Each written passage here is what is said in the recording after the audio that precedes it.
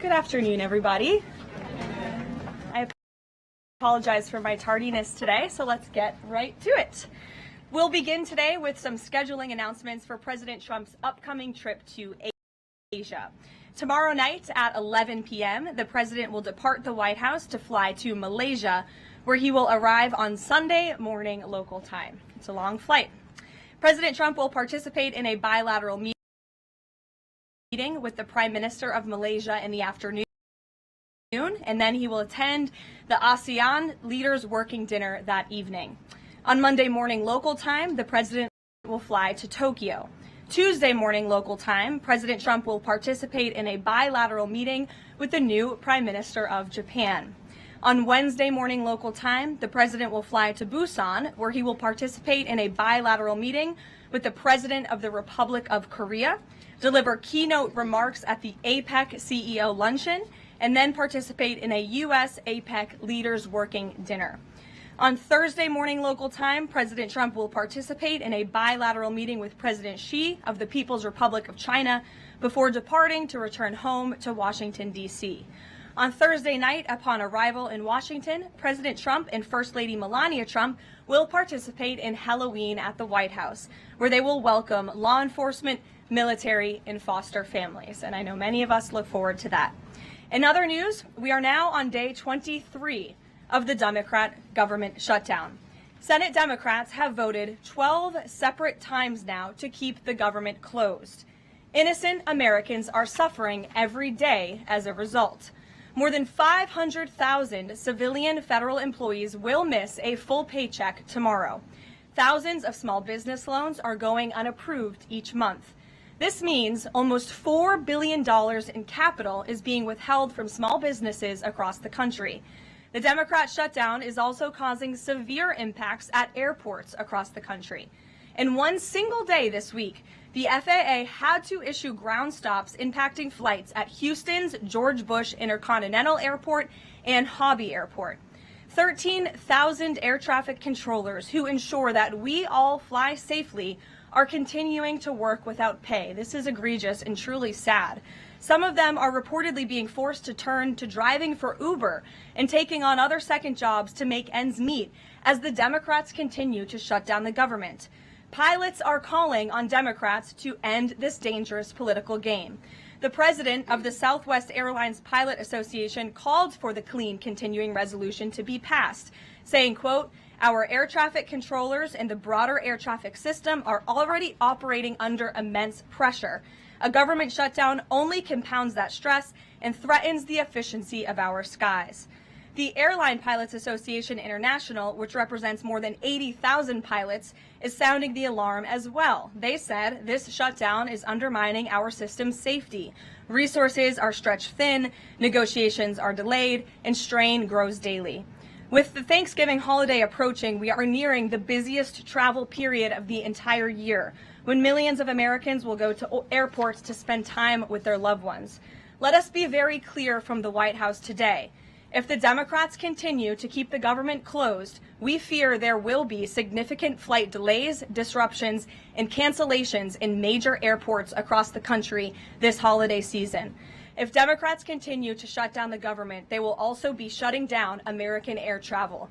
The White House is in constant communication with the air traffic controllers, with the airline associations, and with them, we urge Democrats to please pass the continuing resolution so we can just end this madness and this chaos and reopen the government. These are very avoidable consequences. The unnecessary pain, unfortunately, does not end there. Funding for the Supplemental Nutrition Assistance Program known as SNAP, which provides food benefits to low-income families, is beginning to lapse this week in some states. If Democrats continue to hold Americans hostage, there will not be enough funds to provide SNAP benefits for more than 40 million Americans on November 1st. That is next week. Democrats are solely responsible for all of this unnecessary pain. Why are they doing it? To give taxpayer-funded health care benefits to illegal aliens, some of whom are violent criminals.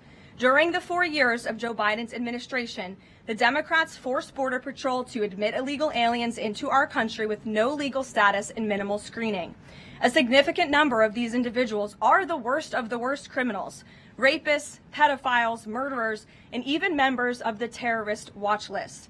Despite having no legal status, paroled aliens were able to file for work authorization, receive Social Security numbers, and access other benefits like Medicaid that are meant for Americans.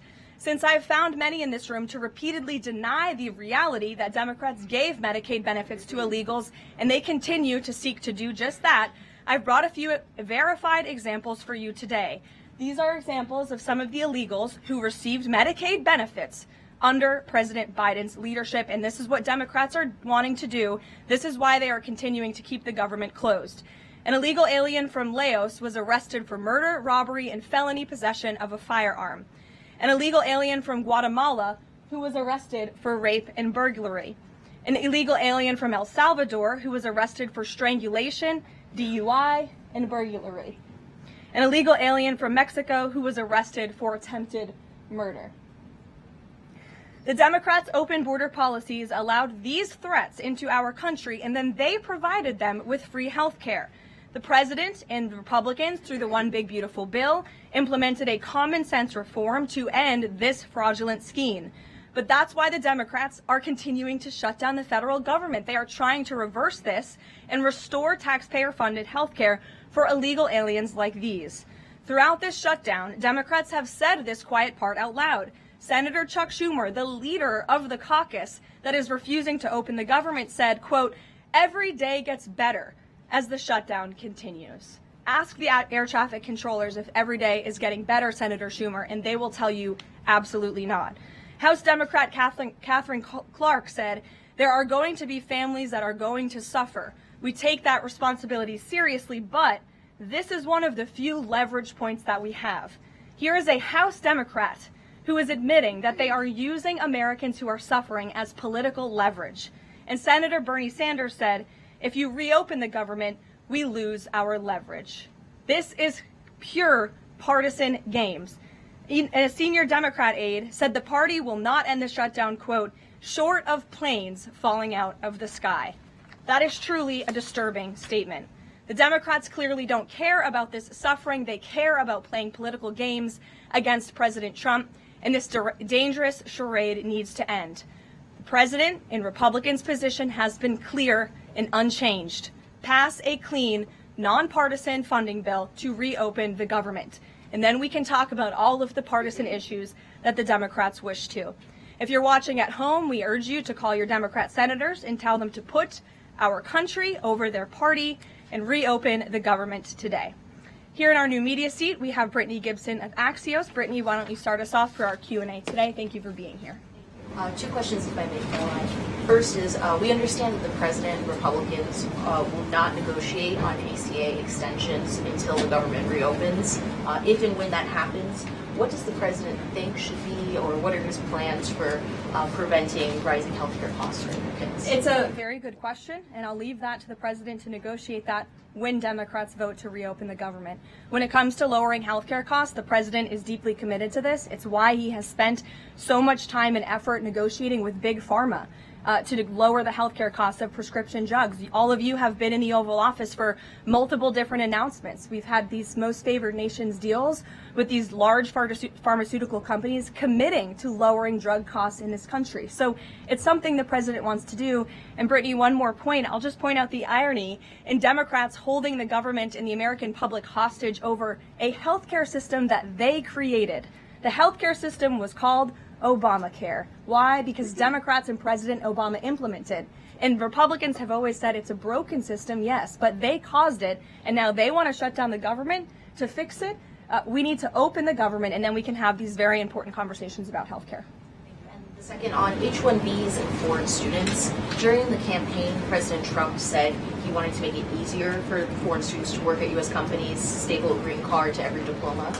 But the changes from several agencies now on H-1Bs are adding more obstacles to that. The administration is being sued over those changes. Can you explain the changes in the president's thinking on H-1Bs? The administration will fight these lawsuits in court.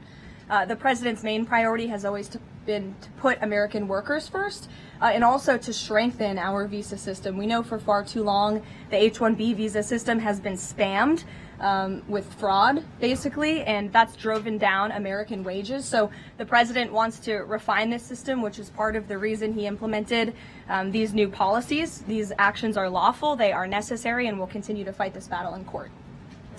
Garrett.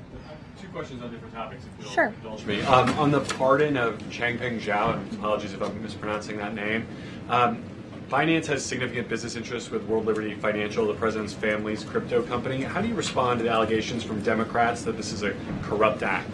I would respond and say the president is exercising his constitutional authority to grant clemency requests. And the president and the White House have a very thorough examination of every pardon request that comes to the president's desk. It is thoroughly reviewed by the White House Counsel Office, and I spoke with our great White House counsel about the pardon after it happened.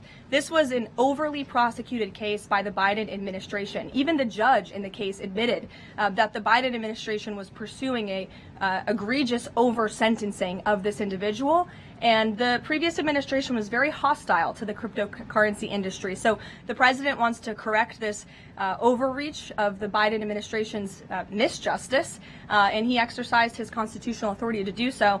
And to the Democrats, I would just say there's nothing more corrupt than what President Biden did on his way out the door, pardoning his extremely corrupt son and many of his associates. On the ballroom, the first of which will probably be several questions about this today, I imagine. Is it a big story? It seems that way. The president's cost estimate has changed several times. I think it's up to $300 million now. Given the nature of all this, will the White House commit to releasing all of the donors and how much they're spending and how much of his own money the president is putting on the line to this? We have released the full list of donors thus far. Perhaps there will be more people who want to generously contribute to this project. And the president, yes, has committed his own resources. And when he releases that information, which I'm very confident he will, you will all see that. We'll see the dollar figure from the president? Yes, you will. And I would also just add the president has been incredibly transparent. I would reject any notion otherwise when it comes to this ballroom project. It's something he personally has obviously taken an interest into and has talked with all of you in this room many times about. You have seen the model in the Oval Office. Last night he showed that for you. But when this plan was presented and when these renderings, as soon as they were complete, the president directed me to come out here and to share them with all of you. I did an entire opening remarks about what this ballroom project was going to look like.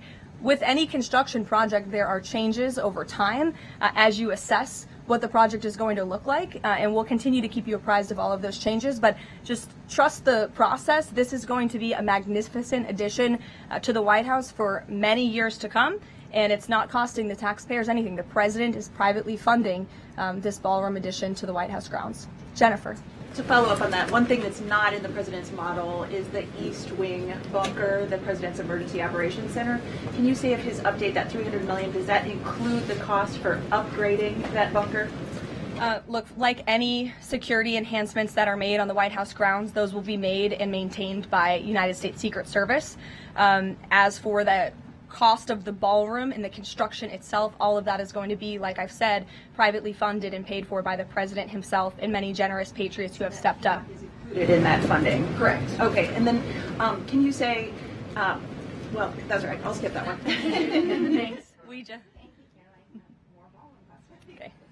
So the White House has explained that the reason you didn't submit construction plans to the NCPC is because that commission, along with others, don't have oversight over demolitions, but only over construction.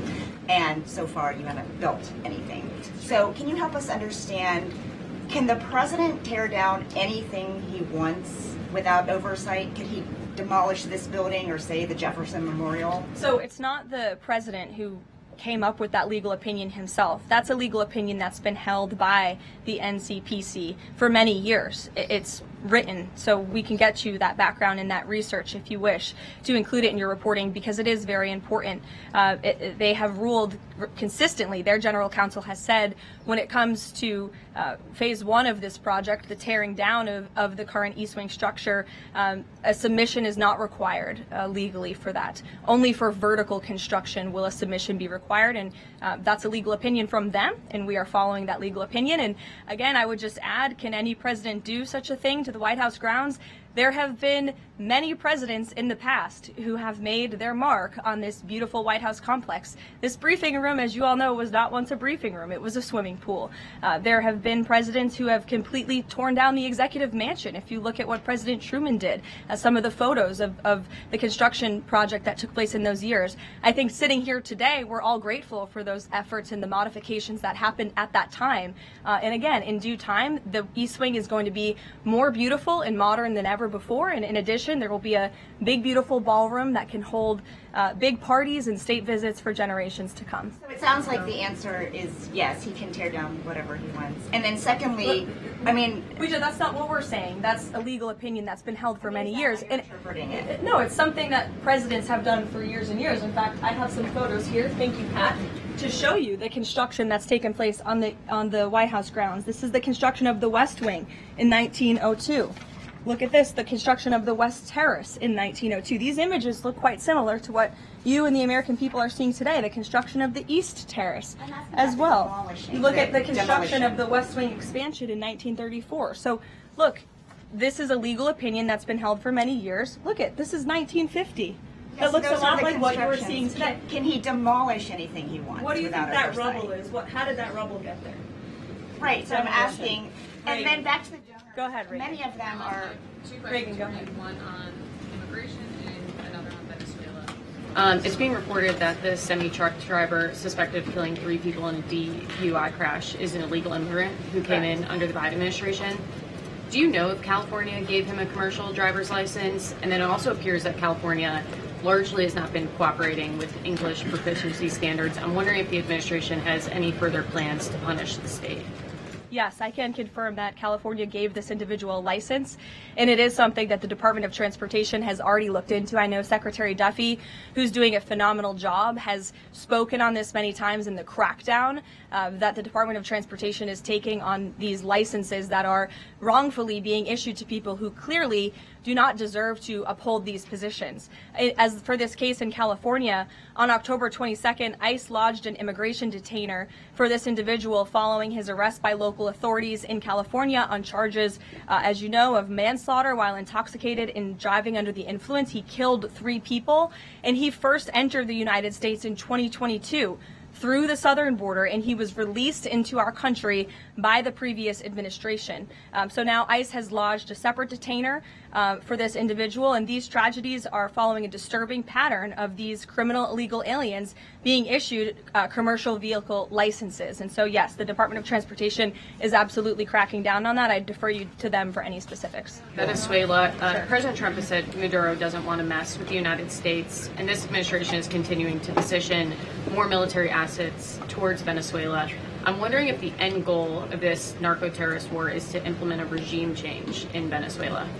The president has spoken on that, Reagan, and I certainly won't get ahead of him. What we've made very clear is that this administration is not going to tolerate international narco-terrorist organizations from trafficking drugs into the United States. And these cartels over time have grown more armed, well-organized, and violent. They have financial means, sophistication, and capabilities needed to operate in the way this administration has. And they have illegally caused the deaths of tens of thousands of American citizens each year. So that's where we are right now with respect to Venezuela, but also any country that is sending purposefully illegal narco-terrorists to the United States of America to bring illegal drugs. Why don't we go in the back? The U.S. and Colombia relationship right now is at one of its lowest points in decades. We heard what President Gustavo Petro had to say about President Trump. We heard yesterday the response from President Trump. Is there any kind of compromises or gestures from the Colombian president that President Trump would like to see in order to de-escalate the tensions? Is it possible a de-escalation? I don't think we're seeing de-escalation from the unhinged leader of Colombia right now, and I don't think the president, frankly, is interested in that at this point. He spoke on this yesterday, and I don't have anything to add to his comments. Go ahead. Yes. Thank you, Caroline. Thank you. In addition to the ballroom and the rose garden I'm going patio, into the back. Sorry. Go ahead. in addition to the ballroom and the rose garden patio, is the president looking at any other renovations or significant kind of projects here at the White House? Not to my knowledge, no. But he's a builder at heart, clearly, and so his heart and his mind is always churning about how to improve things here on the White House grounds. But at this moment in time, of course, the ballroom is really the president's main priority. Kristen. Last week, President Trump announced that he had a productive call with Vladimir Putin. They scheduled a meeting in Hungary. Since then, he has canceled the meeting and he has imposed sanctions on Russian oil companies. Can you talk about what changed that led to this dramatic shift, or even just what occurred in the last week that got us from point A to point B? Sure. Look, the president has always maintained that he would implement sanctions on Russia when he felt it was appropriate and necessary. And yesterday was that day. I think the president has also long expressed his frustration with Vladimir Putin and, frankly, both sides of this war. And he's always said in order to negotiate a good peace deal, both sides need to be interested in a good peace deal. And he feels as though, unfortunately, from the Russian side as of late, he has not seen enough interest and enough action in terms of moving the ball forward towards peace. And so a meeting between these two leaders is not completely off the table. I think the president and the entire administration hopes that one day that can happen again, but we want to make sure that there's a tangible, positive outcome out of that meeting, and that it's a good use of the president's time. Of course, he's traveling to Asia next week. He has a number of events coming up here on the home front as well. He's been incredibly busy, as you all know. You're all tired from covering him and his movements every day, and so we want to make sure it's a good use of the president's time, and the president doesn't want to waste his time, and he said that. All between the Secretary of State and Lavrov that led President Trump to believe that President Putin or the Russians did not want a peace deal. That was not the sole reason, no. I think the Secretary Rubio felt that was actually a productive call. But again, the president wants to make sure that a meeting between himself and President Putin will be a good use of his time. What exactly led to President Trump not believing, after his call on Thursday, where he said he did think he wanted peace and wanted a peace deal, to believing that Russians were not? Again, the president wants to see action, not just talk. And I think the president is extremely motivated by the success of his peace deal in the Middle East to get things done. And he wants this war to come to an end. He's been saying it now for 9 months being in office, and he's grown increasingly frustrated with the lack of progress from both sides of this war. Mary. For example. Two quick construction questions, if I can. You mentioned any construction project comes with changes.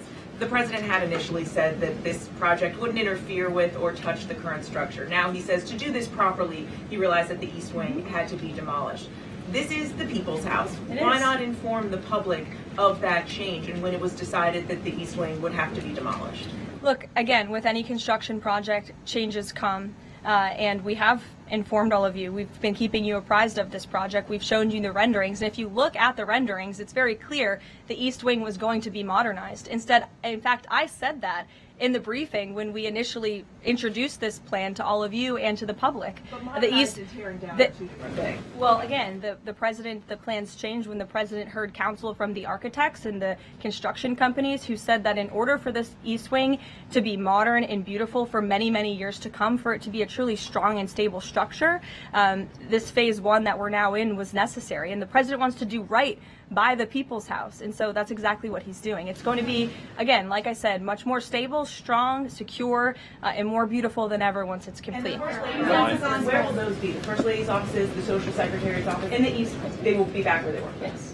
Perfect. Thank you. Cattle ranchers who supported the president's election have raised some concerns about plans to import beef from Argentina.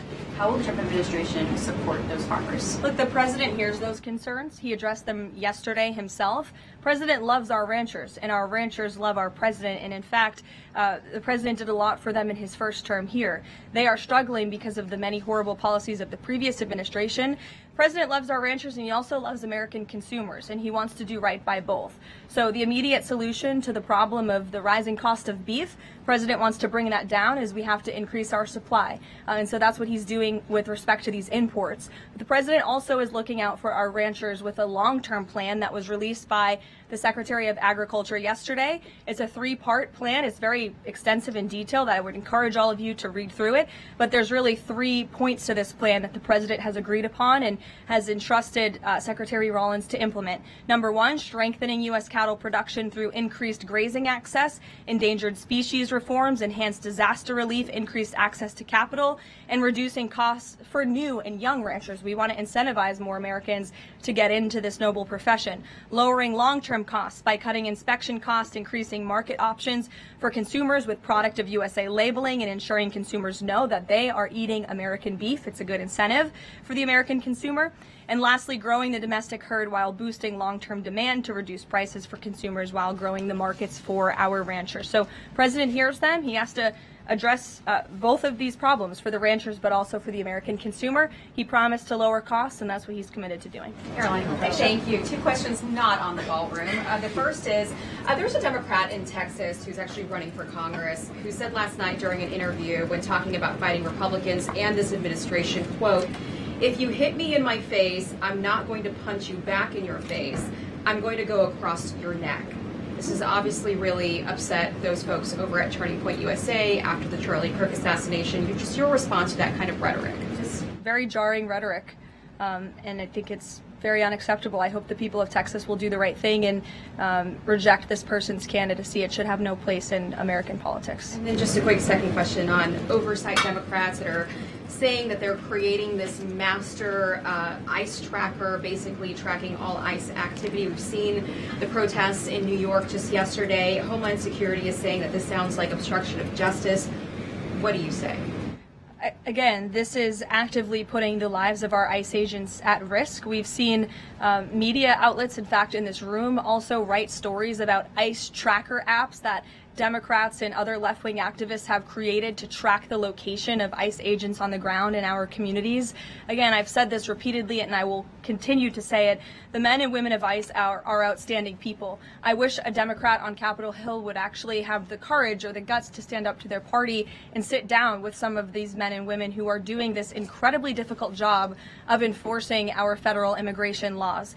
They are, again, simply trying to enforce the law and do their jobs. And if Democrats spent a little bit more time understanding that and also focusing on the people who they are trying to get out of our country every single day. As I spoke about earlier, 3 innocent people in California are dead because an illegal alien who Democrats let into this country was wrongfully issued a trucker's driving license and clearly was not fit for the job because he was driving intoxicated and killed 3 innocent people. Democrats should focus a little bit more on that. Stop trying to fight this president and this administration on every turn and restore law and order. That's all that we and these brave men and women of ICE are trying to do.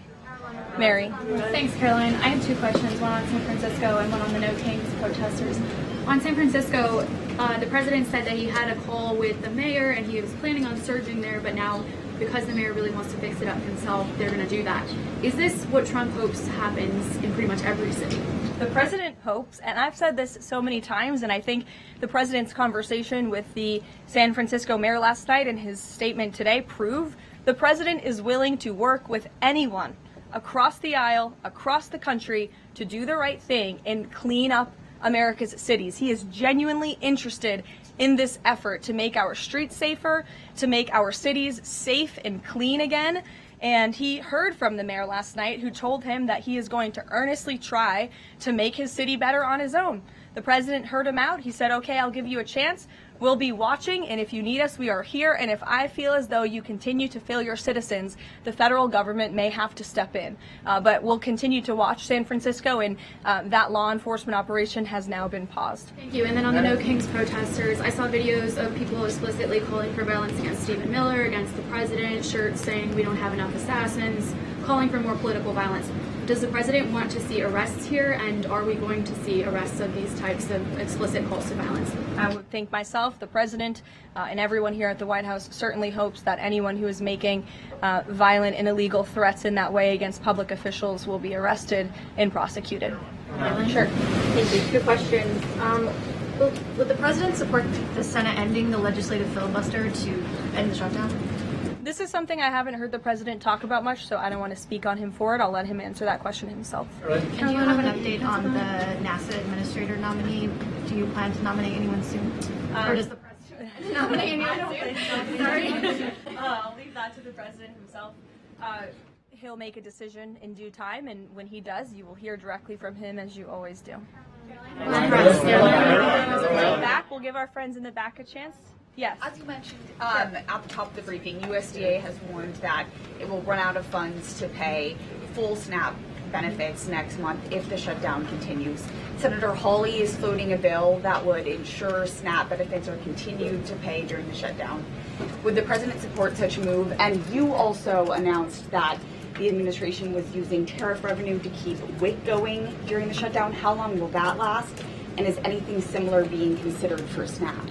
Yes, the administration would absolutely support that legislation. We hope that it would come over the finish line, but the bill that will get everyone paid and put everyone back to work is the clean continuing resolution. That's what the president and Republicans want to see. Ed, go ahead, Ed.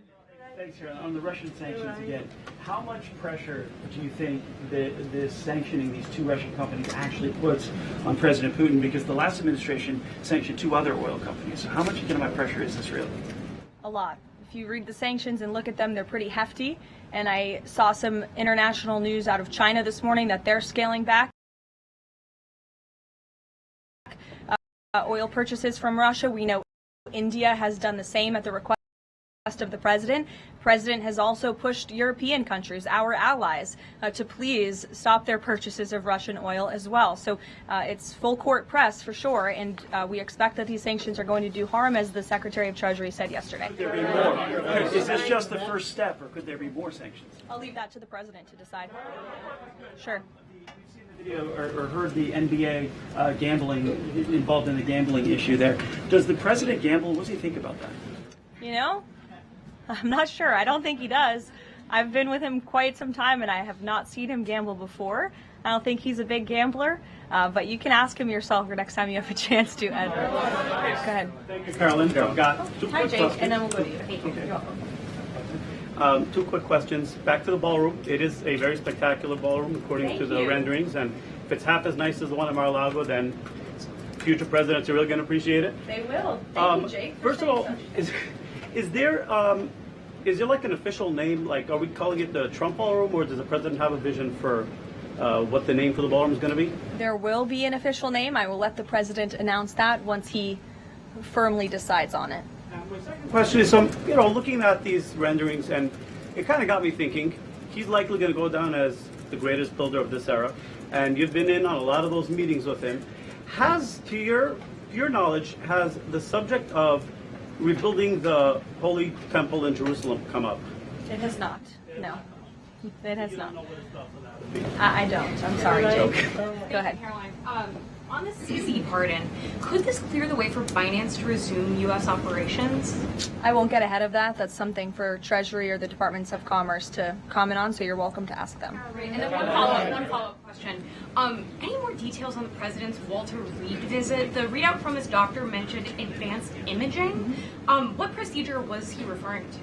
Advanced imaging is something that presidents receive and people receive when they go to the doctor, and so we provide a detailed readout of that physical, and I would encourage you back to that. Presidents and I don't know the exact imaging that took place, but as the physician's note said, the president is in incredibly good shape, and I think that's evidenced here every single day. Danny. Thanks, Caroline. Back to the ballroom, I'm afraid. I just wanted to ask, because in July the White House said that it would cost $200 million. Yesterday the president said $300 million. Is $300 million now the operative figure, and why did it go up by so much? $300 million is the figure, and again, it's not going to cost the taxpayers a dime. So we look forward to this project continuing, and we will continue to keep everyone apprised on it. Perhaps the president will even bring you all out to see it one day at the appropriate time. You're also going to hear from the president directly in about an hour. He's hosting an event with the Homeland Security Task Force. This was a newly created federal task force that the president and his law enforcement team have put together. I would encourage